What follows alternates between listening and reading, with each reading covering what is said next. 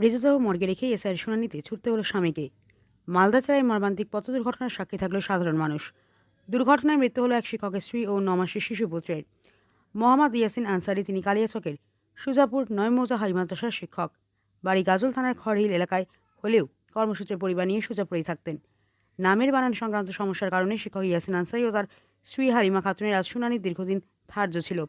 শুনানিতে হাজিরা দিতে গতকাল রাতে স্ত্রী ও 9 মাসের পুত্র আরিফ হাসানকে সঙ্গে নিয়ে টোটো করে আমবাজার যাচ্ছিলেন তারা। পথে সুসানি এলাকায় নিয়ন্ত্রণ হারিয়ে টোটো উল্টে যায়। ঘটনাস্থলেই মৃত্যু হয় হালিমা খাতুনের। গুরুতর আহত অবস্থায় শিশুটি হাসপাতালে নিয়ে গেলে সেখানেই মৃত্যু হয় তার। চরম ব্যক্তিগত বিপর্যয়ের মধ্যেও আজ স্ত্রী সন্তানের মৃতদেহ মালদা মেডিকেল কলেজ হাসপাতালের মর্গে রেখেই শুনানি কেন্দ্রে যেতে বাধ্য হন ওই শিক্ষক। এই ঘটনায় প্রশাসনিক প্রক্রিয়া ও মানবতার প্রশ্ন উঠতে শুরু করেছে। মালদা থেকে বেলডাঙ্গা পোস্টের প্রতিবেদন। মানে আমার জিজু, আমার বোন হিয়ারিংয়ের নোটিশ ছিল কালকে, মানে কালকে ওরা নোটিশ পেয়েছে, আজকের ডেট ছিল ওদের। তো ওরা কালকে বিকালে আজকে হিয়ারিংয়ে উপস্থিত হওয়ার জন্য কালকে বের হয়েছিল টোটো থেকে। মানে ওদের বাড়ি হচ্ছে খড়দৌল গাজল, ওরা থাকে কর্মক্ষেত্রে সূর্যাপুরে।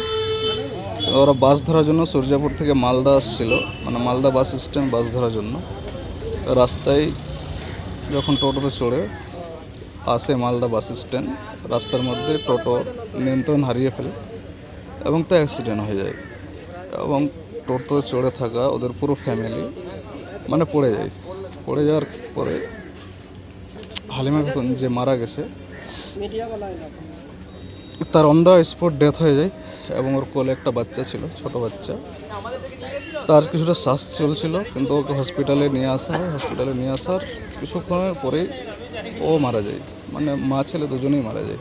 হিয়ারিংয়ের জন্য আসছিলেন? হ্যাঁ, হিয়ারিংয়ের জন্য আসছিলেন। আজকে ওদের হিয়ারিংয়ের ডেট ছিল, মানে দুজনের, আমার জিজু আমার বোনের দুজনেরই হিয়ারিংয়ের ডেট ছিল।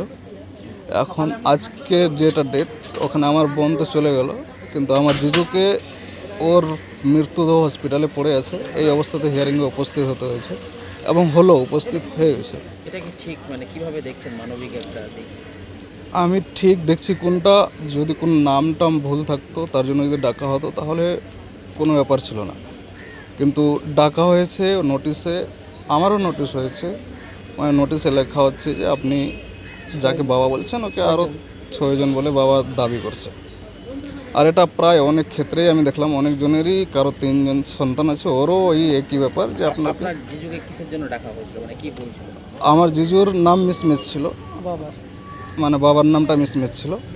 উনি হিয়ারিংয়ের যদি না আজকে ডাকা পড়তো তাহলে কি বেঁচে যেত, কি মনে করছে? আমি তো মনে করছি যে বেঁচে যেত, কেন যে হিয়ারিং যদি না আসতো তাহলে তো এরকম কোনো ঘটনাই ঘটতো না। এখন কি তাহলে দেহ ফেলে রেখে হিয়ারিংয়ে গেছেন? হ্যাঁ, বর্তমানে উনি হিয়ারিং আছেন, আমি এখানে হসপিটালেই আছি।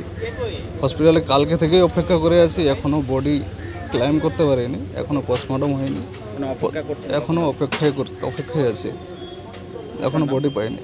আমার নাম আব্দুর রহমান আনসারি। কি হয় আপনার? আমার বোন হই।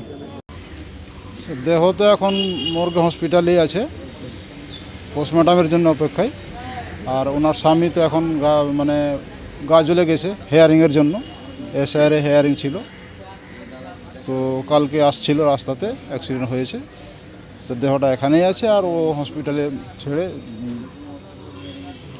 এই এসআইআরে হেয়ারিংয়ের জন্য গেছে। কীভাবে দেখছেন এই যে এত বড় একটা মর্মান্তিক ঘটনা? এটা খুবই দুঃখজনক ঘটনা।